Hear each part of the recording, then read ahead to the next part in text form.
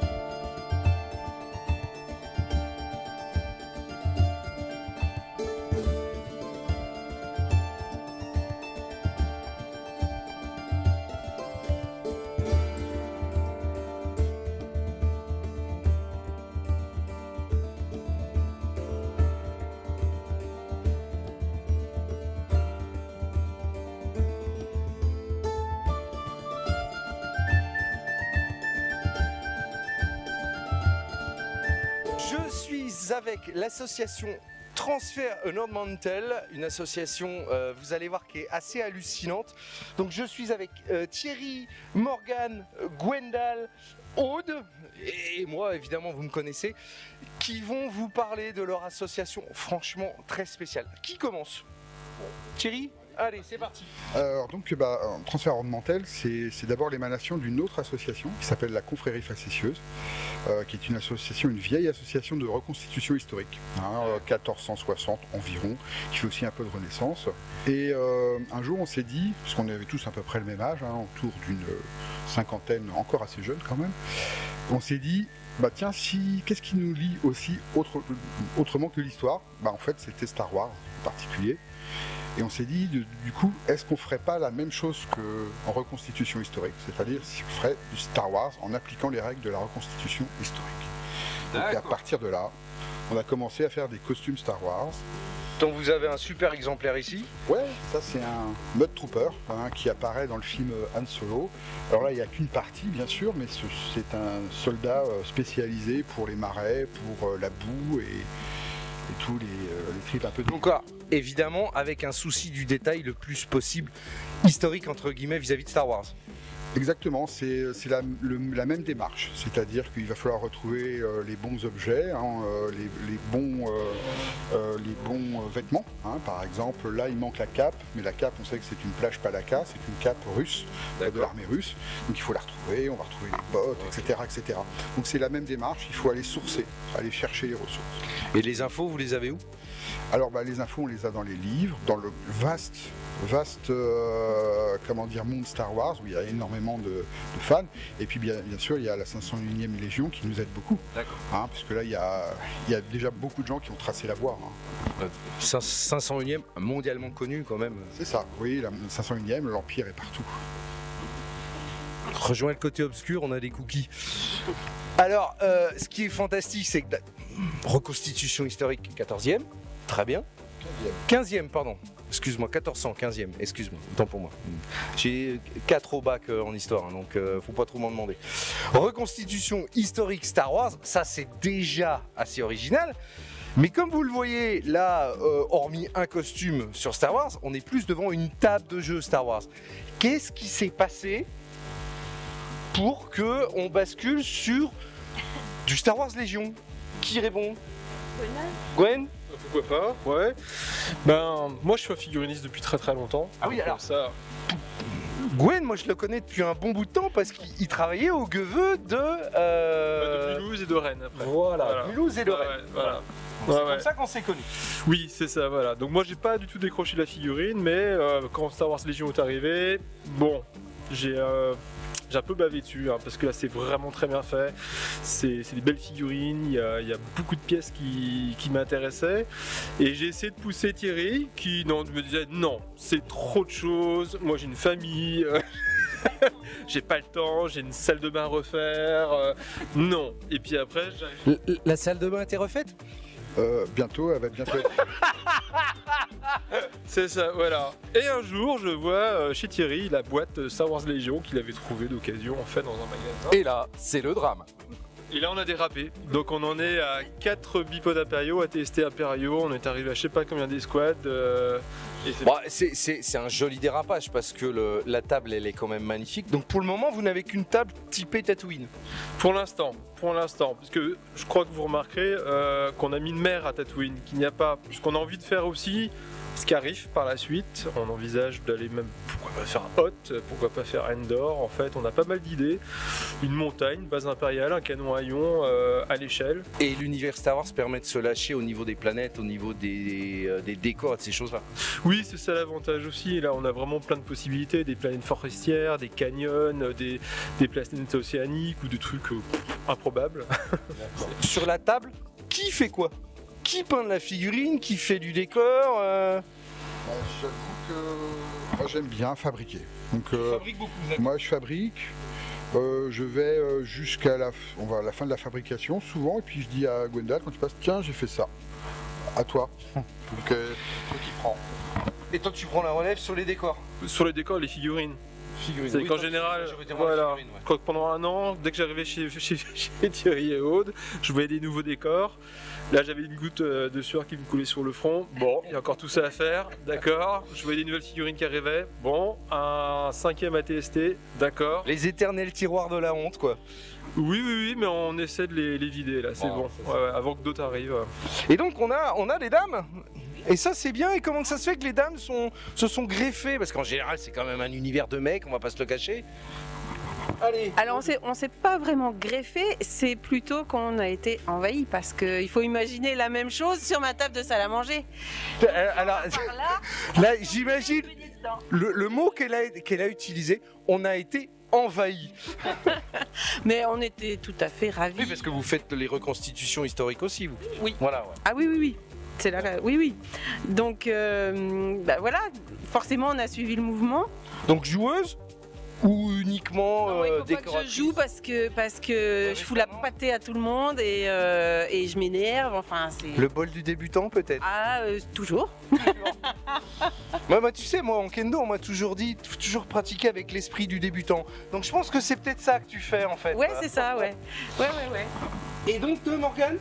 Bah, reconstitution aussi, et puis envahi aussi, que veux-tu, bien sûr. Au moins, oui, parce que j'avais... Envahi par Games Workshop au départ, puis envahi ensuite par Star Wars. Le bureau qui a envahi là. Ouais. On devait partager notre bureau en deux.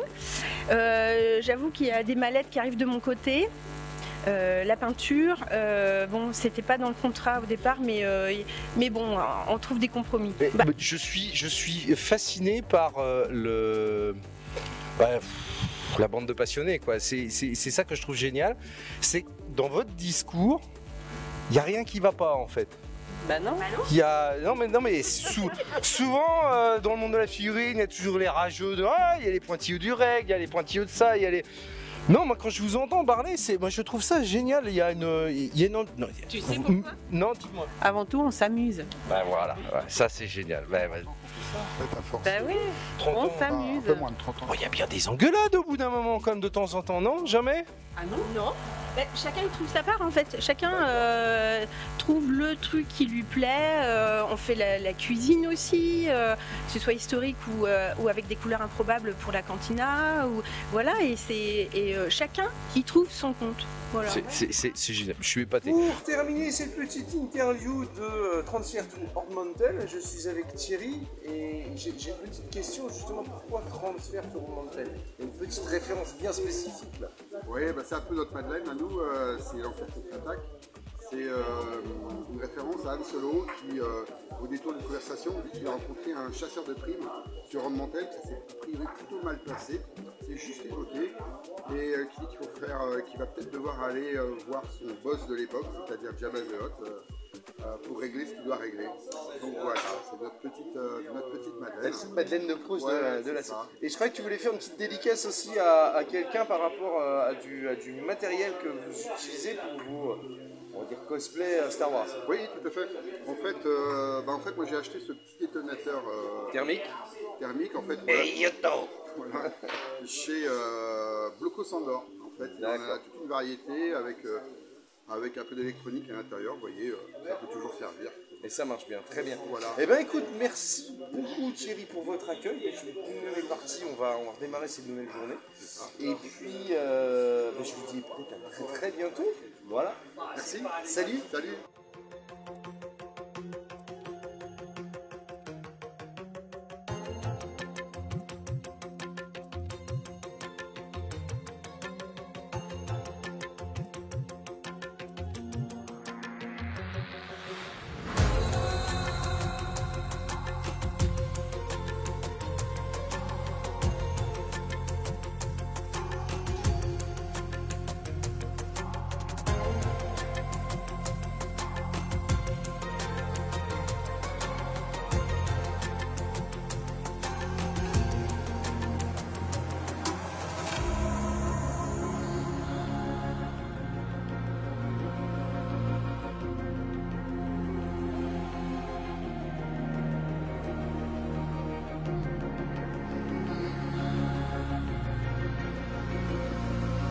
On se retrouve avec Bertrand, président du club, du Maquet Club Quirionnais, c'est bien ça, pour faire un petit peu le bilan de ce 35e salon. C'est pas n'importe quoi, 35 salons. Eh ben, 35, c'est une belle expérience. Et en plus, nous avons un public et des clubs très intéressants. 68 clubs à l'affiche, 3 pays représentés.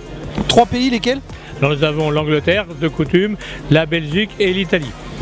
D'accord, ok. Alors, on fait un petit bilan. Samedi, c'était comment?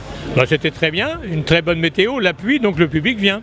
Ben exactement. Et donc dimanche, à peu près pareil. Eh ben, on a remis la pluie et le public est revenu. Il fait toujours beau en Bretagne. Il fait toujours beau en Bretagne. Donc du coup, on a une estimation déjà un petit peu des chiffres ou pas? On va arriver à 2005 visiteurs. 2005 visiteurs. Et l'année dernière, on était à combien? On était beaucoup moins. Beaucoup moins. Beaucoup moins. Ah, on sortait du Covid. Oui, on était en sortie de Covid, mais il me semble qu'il y avait à peine 1008, je crois. Donc on a quand même belle progression sur 35. Donc qu'est-ce que tu retiens de ce salon cette année? Alors un concours très relevé, avec des juges, des présidents de jury, Guy Bédéran et Emilien Pépin en maquette, qui ont permis que notre concours devienne un moment très sérieux et qui permet aux gens de se remettre en cause aussi sur leur travail. Oui, parce que c'est vrai que le salon, on avait Emilien Pépin, rédacteur en chef de Steelmaster, c'est ça, hein, qui jugeait au niveau de la maquette majoritairement, si je me trompe pas, et c'est vrai que lui, il a quand même une réputation de faire level up les niveaux de jugement, donc ce qui fait que tous ceux qui sont repartis avec une médaille de leur Quirion repartent avec quelque chose de amplement mérité quand même. Tout à fait, c'est vraiment la médaille qu'ils méritent réellement et jugée par leur père. Et puis vous, ça vous fait un petit peu passer dans un salon, on va dire catégorie élite aussi. Ce qu'on fait, ce qu'on travaille toute l'année, c'est que le salon devient une référence. Ce qui a fait venir aussi des clubs de haut niveau et qui ont pu exposer aussi. Voilà, et qui ont exposé, parce que moi ce qui m'a... la Best of Show là, en figurine, qui a un travail sur la transparence de voilettes, c'est quelque chose de magnifique, on ne voit pas ça sur tous les salons. Hein. Ah non, c'est vraiment impressionnant. Et maintenant, ce que je tiens à souligner, c'est qu'on a les dames sont très présentes. La preuve, c'est que la plus belle pièce, c'est une dame qui l'a reçue. Bon Bertrand, l'année prochaine, ça se passe comment? Alors là, il n'y aura pas de date pour l'instant, puisque nous avons un problème de salle qui n'est pas grave, c'est qu'on va laisser la place à nos amis rugbyman pour voir la finale de la Coupe du Monde de rugby, et donc notre salon sera déplacé soit début octobre, soit début novembre. D'accord, très bien. Eh bien Bertrand, pardon, on commence à fatiguer, la fin de salon, c'est toujours dur. Bertrand, je te remercie beaucoup. Merci à vous. Comme d'habitude, ton accueil, l'équipe est toujours aussi sympa, le salon est toujours aussi agréable, et on se dit évidemment à l'année prochaine.